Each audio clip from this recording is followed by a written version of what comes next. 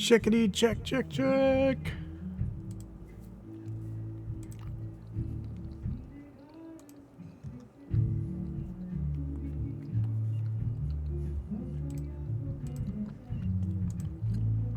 Okay, check, check, check, check, check, check, check, check.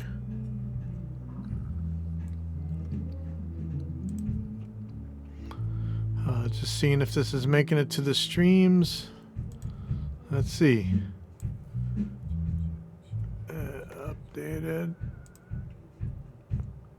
Seeing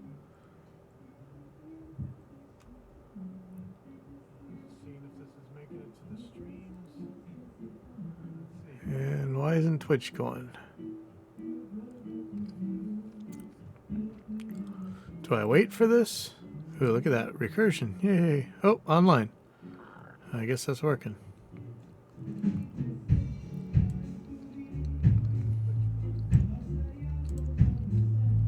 Okay.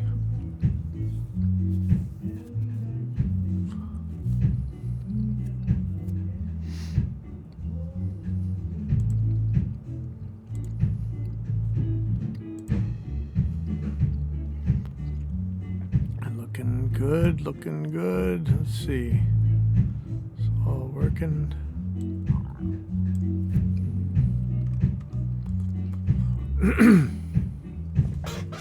Oh, goody. Well, that's a lot of background noise, but whatever. What am I going to do about it?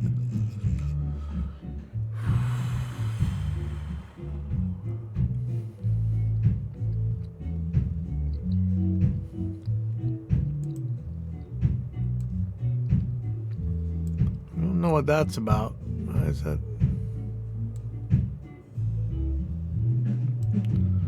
So no drop frames now. Interesting.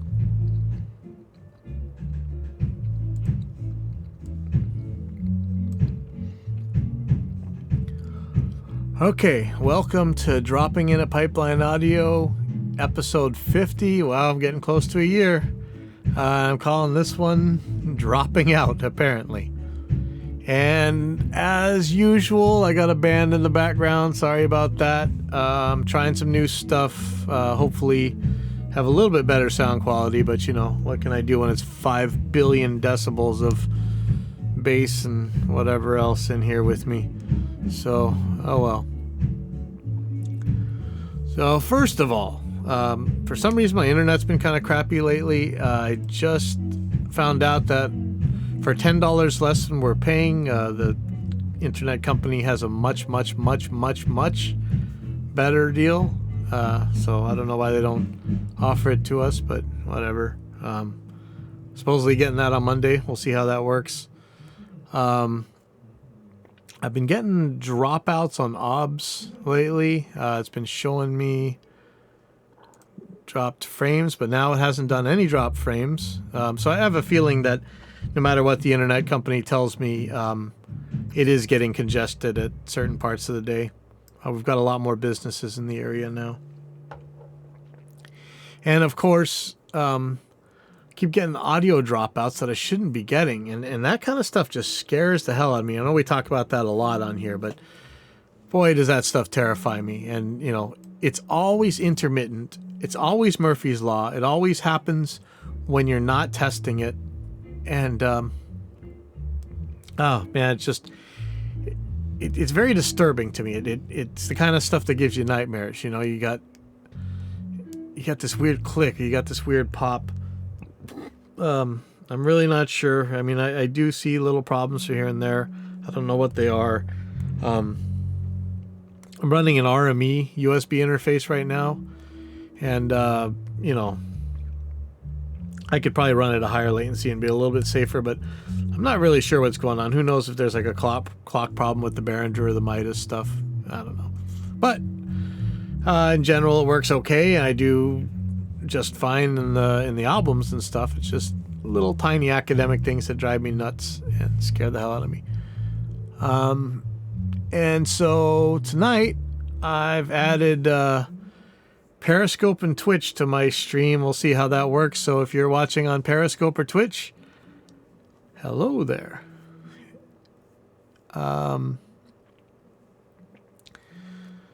So I almost didn't get on here and do a live thing tonight because I did a video on. I'm just so sick of this. I know I keep talking about this stuff, but there was a post in the one of these Behringer groups on Facebook's X32 or M32, maybe a Midas group or something, and they were asking, do we, I don't know what my Twitch name is. Let's see. That's a good question. How do I find out what my Twitch name is? Anyway, there was this guy who was asking, hey, is it really worth it to pay all this extra money for the M18 version of the XR18? And I had linked him to my page where I actually did test the M32 versus the XR18. And there's really, academically, you could find a difference. And but it wasn't much, and I almost guarantee I would put a lot of money on that, a drum set or anything, vocals, whatever. If you ABX'd between them, you wouldn't be able to tell which one was which. In any real world, non-pathological use, it's going to be, like I always say, if they measure the same, they're going to sound about the same. So, of course, the next post was, definitely get it for the mic preamps alone. And so, I'm always complaining about just how people especially they tell noobs, that they have to spend crazy, crazy money on mic preamps. And most of the people who say this stuff, I guarantee they wouldn't be able to tell the difference between them in an ABX test. They always talk about color or flavor and all these nonsensical terms, and they wouldn't hear it, if you presented it to them. So there's always that, what is it, sound on sound? They did that test where they just tested a bajillion different mic preamps, and I think people ended up picking the Art and the Mackie as like the best ones or whatever. Just come on, you guys are full of crap. And so of course I go to Reverb. And I typed in like mic preamp claims or something like that, and a reverb.com video comes up, and this girl talks about Rachel. She talks about just, when people make like bald assertions, they're just like, this one's way better, and like with nothing to back it up, and it was just nonsense. Like you were gonna gain such good things over your stock interface, and she showed it was like a Focusrite one, and I did some tests on the Focusrite stuff, and it's pretty good. Like the Scarlett stuff, like, and it's always that thing. Like, do you really think that, if I hadn't used my Scarlett interface and I would have used this Audient or whatever, and I will come back to that one, it would have been a hit, man. I would have sold 1 million copies, but oh man, nope, I used the Focusrite, and now that album is a complete failure. Maybe that's a straw man, but, honestly, I kind of just wanted to put that video up for this week's episode because, holy crap, man, it was very frustrating. There were a lot of claims on there, no real evidence. Yeah, it's just terrible. And then I went and typed it in again, and I think it was Real Home Recording. Their video came up. And I'm like, oh no! And I start watching it, and he had linked that SOS test. So, awesome job, Real Home Recording. And hey, I think I tried to talk to you about our plugins, our AIX DSP stuff, and I don't know if you ever got back to me. So if you hear this, let me know. Todd found my Twitch name. Cool. Let's see what it is.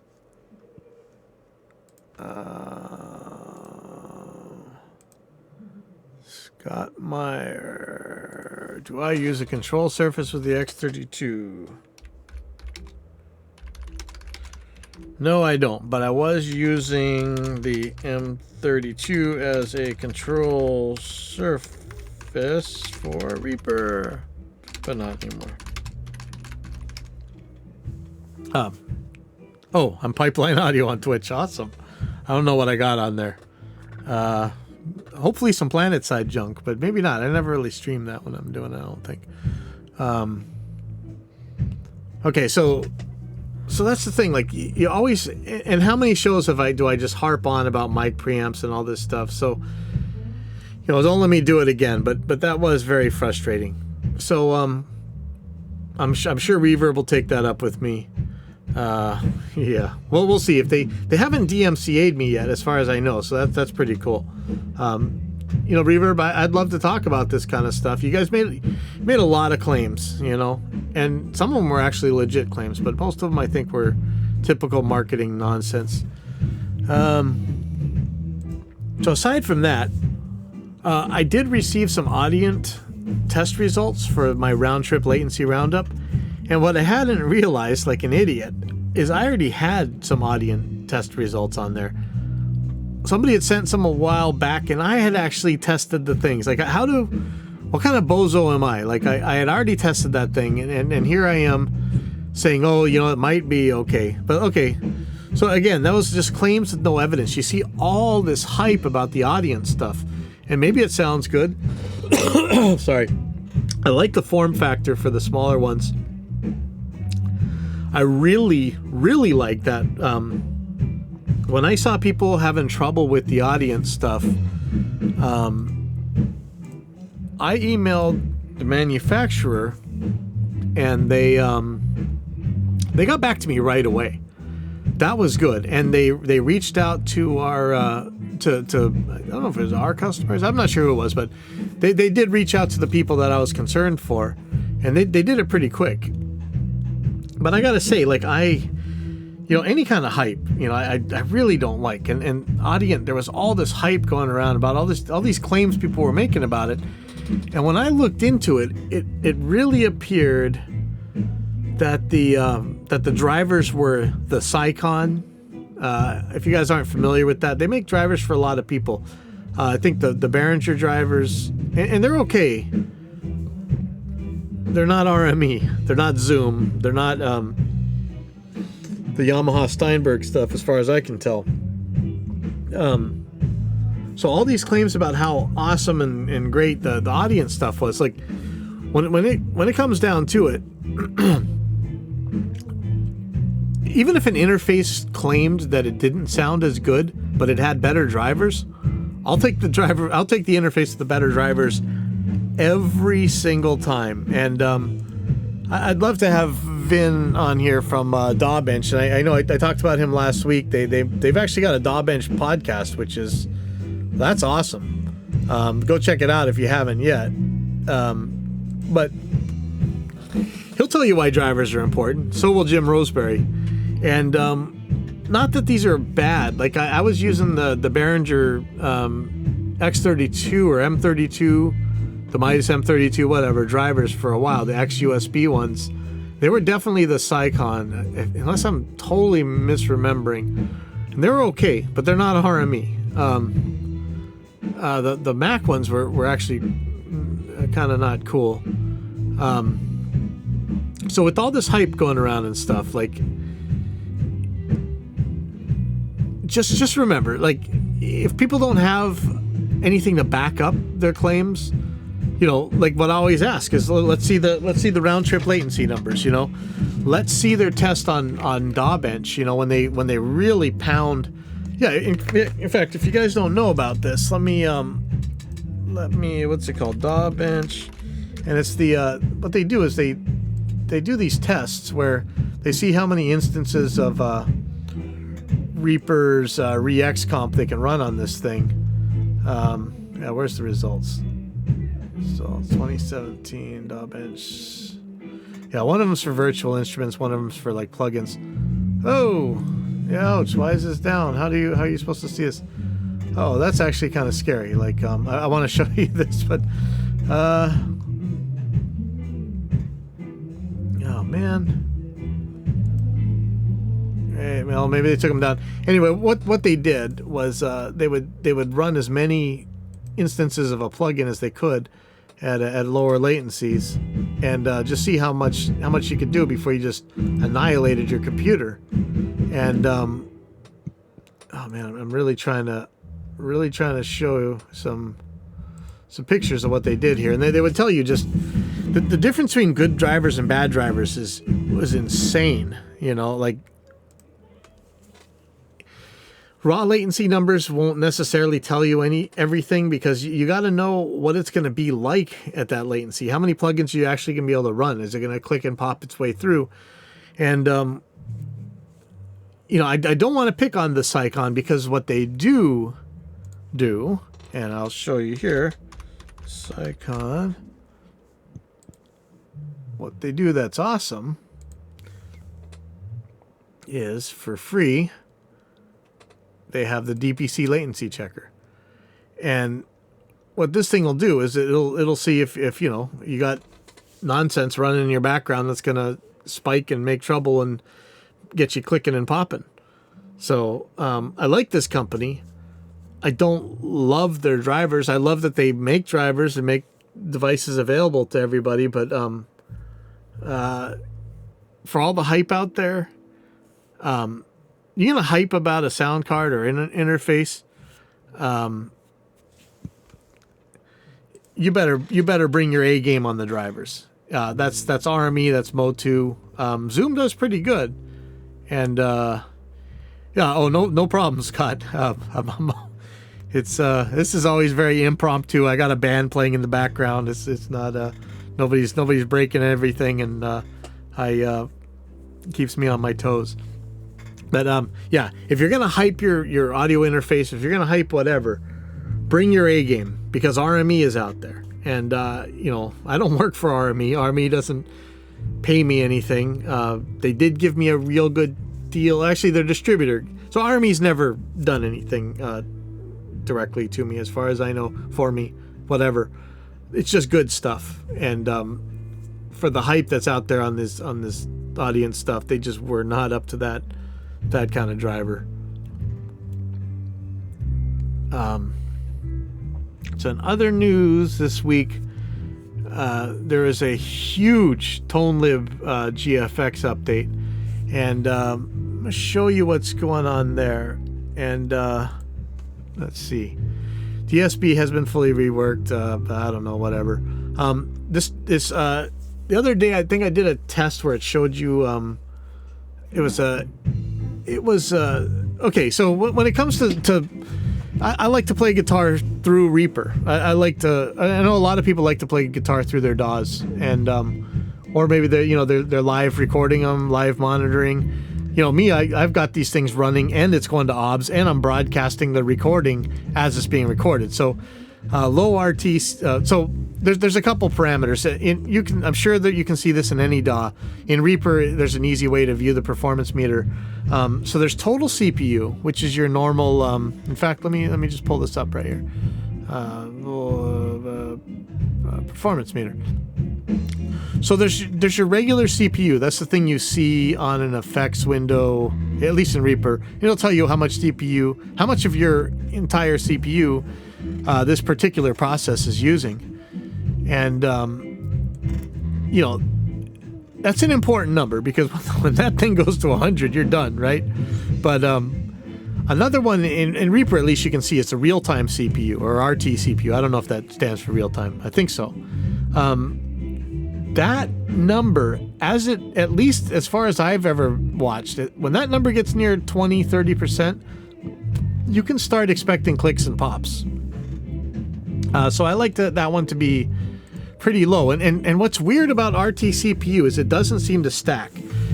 And by that I mean you might have a high RT CPU, and then you add a duplicate of that exact effects chain, and it doesn't go up by double. It goes up a little bit. So something's weird with that. I don't really understand it. Maybe Justin could come tell us why that, or Schwa, or any of you guys. But anyway, that one is generally going to be way higher than your total CPU. And like I said, if it gets anywhere near half, you might be looking at problems. Whereas total CPU, bizarrely, you can get that thing up like 80-90% and not have clicks and pops or dropouts or whatever. The other one is RT longest block, and here's a strange case, because right now it's showing pretty high, and I don't really have plugins going that should be doing all that much. So I'm just going to bypass some stuff. Yeah, this really shouldn't be happening. Not on my master, not on anything else. I've got some minor plugins that don't eat much, but looks like, you know, they really are. So we're seeing RT CPU at 10%, and you don't see it on here. This is like the total CPU.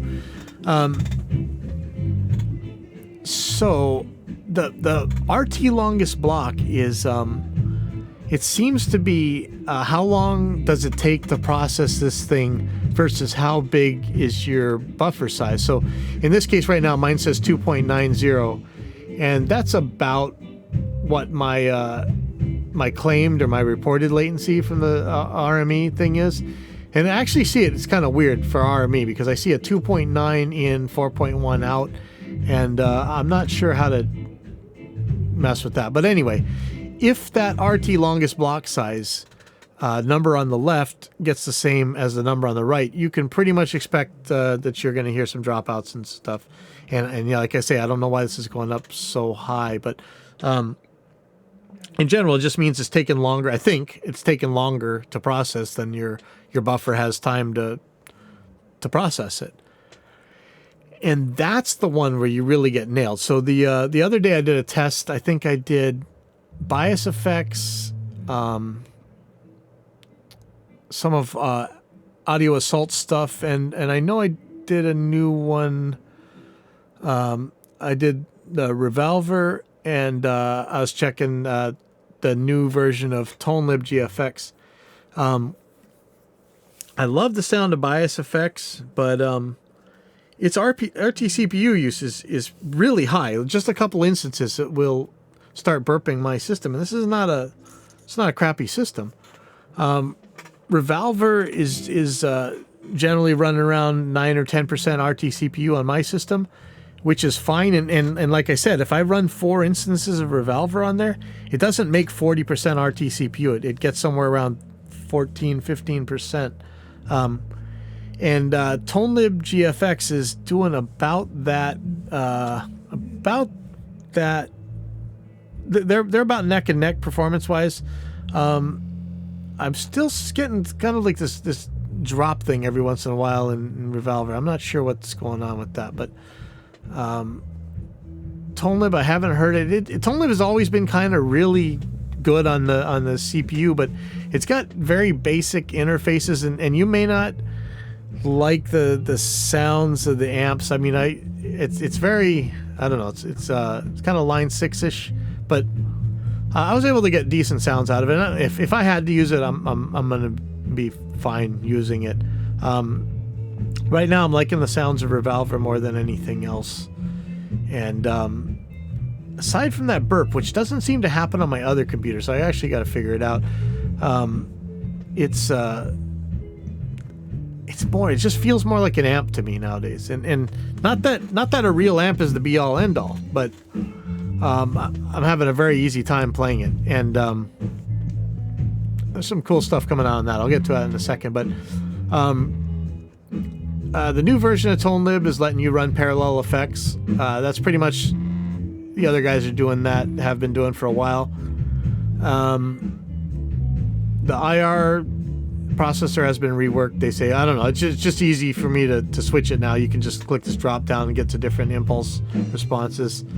Numerous amps have been reworked. I don't know. They don't have enough amps in there, I don't think. The ones that are in there are cool. I mean, it's probably around like what you'd find on a Firehawk, you know. Now they say MIDI and automation have been reworked. My big problem with ToneLib right now is the way MIDI works is screwy. It seems like it expects a momentary foot switch, and there's no real provision to deal with the sustained foot switch like. I think pretty much everybody bases their stuff on the Behringer FCB 1010. I know I do, and it pretty much works with everything. And I was trying to run our auto engage on it, and it just can't work correctly. You could turn it on, or you could turn it off once, and then it's not going to do anything after that. So that's a problem. I think most of the other amp sims, I know Amplitude's having a problem right now with some of their stuff, but most of the other ones I can get it to work on. ToneLib GFX, unfortunately, I've sent them. I need to send them another video, but I've sent them some stuff in it. Months ago. I never heard anything back about the MIDI thing, and then now they're talking. So maybe that'll get better. But let me show you something else, and that is. So I don't know. Scott was watching a second ago. This website is live, so I don't know what we're allowed to talk about and what we're not. But I'll show you something.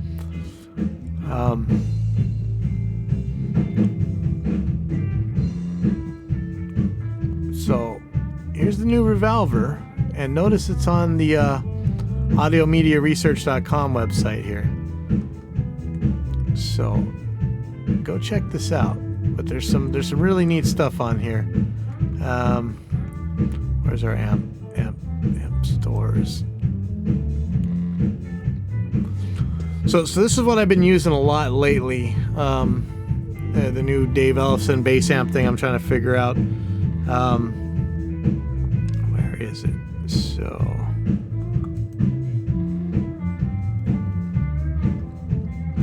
So there are piles of these things. This Act Combo amp clones things, and this stuff is pretty much unreal. I think there's some other stuff that they're gonna have to announce that is gonna be killer. But this is what I've been using pretty much for everything lately. It's just the Revolver stuff, and you can actually come in here and get what you need, individual stuff. So I have been using the 6505 Plus and the Flat Hill a lot. That's pretty much everything. But what you can do, and I know you guys, a lot of you guys downloaded my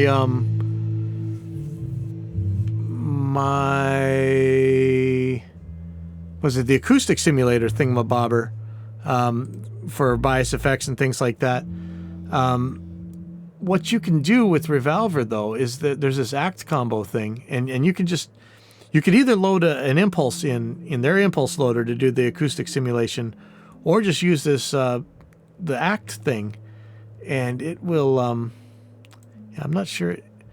It's this Act thing. It's on the input of Revolver, and you can just make your acoustic simulator right there, and you may not want it to be completely acoustic, but you can make it. To me, it's not so much about making it acoustic. It's about that if you use an IR type of thing to do this, you can actually make things just sound cleaner. It's not about making it sound acoustic to me. It's about taking away the grunge and mud.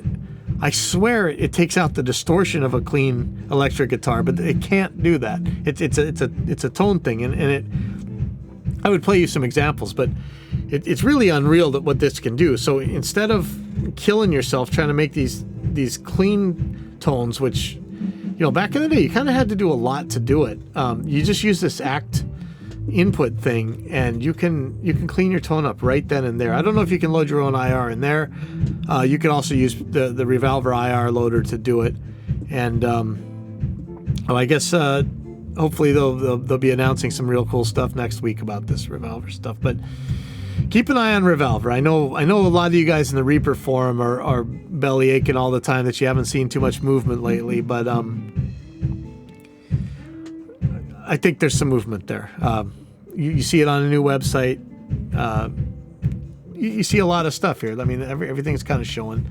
You see the new Dave Ellefson stuff you can get. So I guess that's the other thing, right? So the Reaper Forums Lounge has been closed, okay? I didn't do it. I was asked. I got lately you guys have been sending. Listen, if you don't like what somebody's saying, don't listen to them. I'm kind of like a free speech zealot, so I know that it's a private forum and stuff, but I still have a lot of problems to delete people's posts or whatever. And I know the lounge has gotten crazy lately, and people are getting more tribal and whatever. And so finally somebody, I guess they shut the lounge down. So you won't be belly aching about. I'll put this in the recording technologies or whatever. But just in case, you guys, I made a Reaper Forum Lounge Facebook group, and I will bet you that no matter how mad you or me, let's face it, I'm critical a lot. You guys get about the Reaper Forum moderators, I guarantee the Facebook guys will shut it down way faster. So you're welcome to come up and join. Just click on it, and if it doesn't let you in, I'll make sure I'll let you in. But who knows how long that's gonna last. Peter, you're like the voice of reason out there, even if we don't agree on anything. I can't believe that you hang out in the lounge that much. But I invited you to the Facebook one, so have fun with that. The other thing is, on a related note to all this guitar stuff, I'm always trying to make a good template that I can use when I need to record fast. And I mean, it's got everything: the drum tracks, the ISO booth mics, the PA mics. But I also want live guitar model inputs on there. And I'm always killing myself. Which one should I use? The Audio Assault stuff, because hey, that stuff can do some pretty good sounds with like Zilcho CPU, But you saw a couple weeks ago when I was testing that, there were some instances where that's gonna use a little bit more. Do I use the Revolver stuff? Do I use the ToneLib stuff? It's all it's always so nerve-wracking to try and pick what is it what are you gonna trust? So I'm in a situation where for the most part I'm recording stuff where if it goes bad, if there's a click or a pop and we hear it, I can take care of it. They're not going to freak out on me. But every once in a while, I do have clients in where, it just better not happen. Sadly, as much as I've spent getting exactly the tones I want out of Bias Effects, that's not the one especially for the other room where the computer's not as powerful. But, you guys who make templates and stuff, just how far do you go on these things? Like, I got my drum sounds dialed in that room, and unless they move things a whole lot, I'm using, and again, we've had that argument before about clip-on mics versus putting them on stands. As long as they're on the clips, I can get a drum sound in minutes, if not seconds. Like, I just hit a couple buttons and I'm in there. So I do have to invest some time to make it so that the guitar tones at least work when I switch to something else. I've got Revolver on there right now, and okay, let me tell you, okay, you guys who are making amp modeling things, one thing that Revolver is doing right and that most of you guys get wrong, I think ToneLib got this right. If I put an impulse in on one computer and I open it on another computer, that same impulse better open up. And in many cases it's not. It ignites NADIR or nadir or whatever it's called. It's not happening. If it doesn't find the impulse, it just doesn't use an impulse. It doesn't say, hey, I'm missing this. Even if I put it in what seems like the same path, it doesn't end up showing up. With Revolver, it's opening up the impulse exactly where I told it to. On a related note, though, for some reason the ACT thing doesn't show what impulse is loaded. That it would be nice that showed what impulse you're using, so that it kind of freaked me out. And it turned out that it actually is loading it. It's just not showing it on preset load. Yeah, this is something Revolver does right, and any of you guys who are doing impulse response based stuff, it better show up no matter what computer you're on, and if it's not there, it should warn you. Big fat exclamation point or something to warn you that the impulse is not showing up that you think you're going to have, and all of a sudden you just got this crazy fried rice sound coming out the other speakers because you don't have an impulse on there. But yeah, I think that's it for this week. Like I said, if you get a chance, I think on my channel there's that video where I took on the reverb.com. Where is that thing? So it just said dissecting the usual mic preamp marketing claims. And if you're one of these guys telling noobs that they got to spend $5 billion on a mic preamp in order to get started in recording, I'd like to do some ABX tests with you, and then I'm willing to bet some gear or whatever, and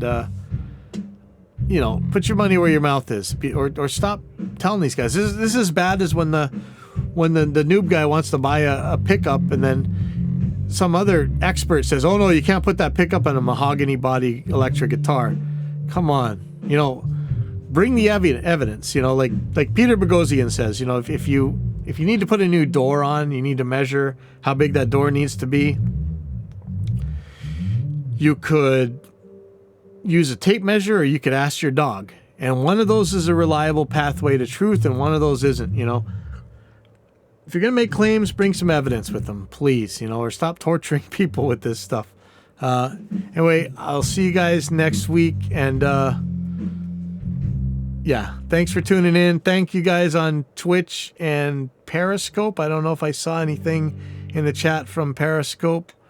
But oh yeah, hey, thank you, Todd, for testing my Twitch. Awesome. All right, I'll talk to you guys later.